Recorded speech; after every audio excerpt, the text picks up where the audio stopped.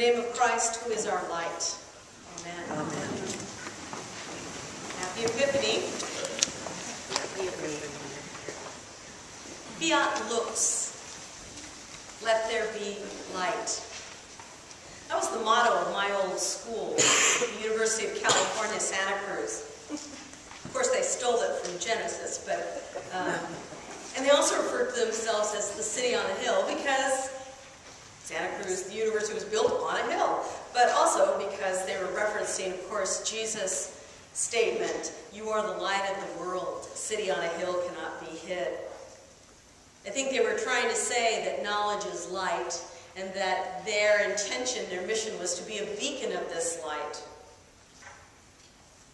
Epiphany is the season of light.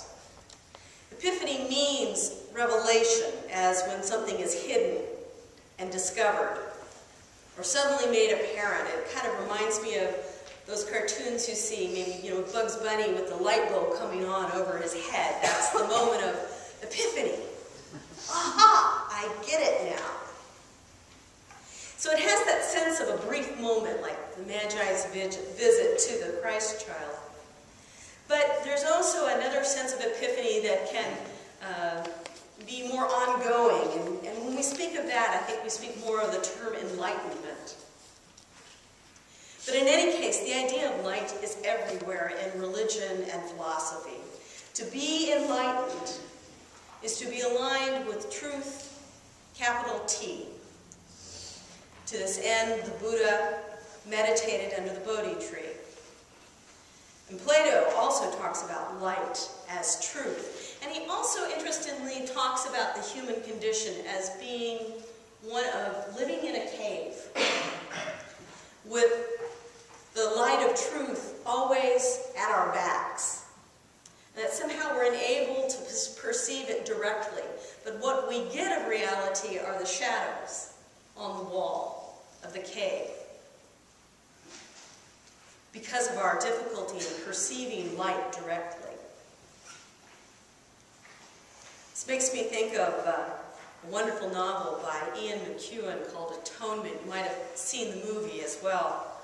And in this story, this young girl who lives in this fairly aristocratic, on this lovely property, the rolling lawns and all of that, she accidentally observes several encounters between her older sister and this young man who works on the property. And she puts together what she's seeing in her own mind into a version of a story. And in her version of the story, this young man is stalking and harassing and ultimately raping her older sister. Of course, what she's actually witnessing is none of that. What she's actually seeing is an awkward and secret courtship between the two who are very much in love. But because of her limited perception, because she just gets these little bits of their relationship, she puts it together in a wrong way. And what follows is this nightmarish series of events that lead to this young man being falsely arrested, not for another girl's rape, and put into compulsory military enlistment, and eventually he dies. And it's a tragic parable about how we see things from a limited perspective. How we just get little glimpses of the truth, and when we put together our little glimpses, even with the best intentions, we can have a very distorted picture of what the world is really like. Human beings habitually look without seeing. We tend to skim over the surface of things and just see what we expect to see, or what we want to see, or what's convenient for us to see. It's very difficult to truly pay enough attention to truly understand events and people in their fullness.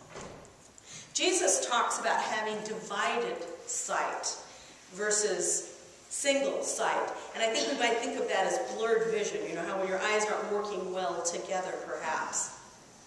We see these little bits of reality and we mesh it together in a blurry way.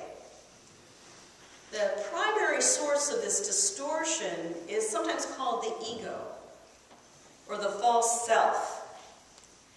And what it comes down to, I think crudely stated, is the perception that we are nothing more than distinct individuals, each the center of our own universe, with no higher purpose than self-preservation or self-gratification.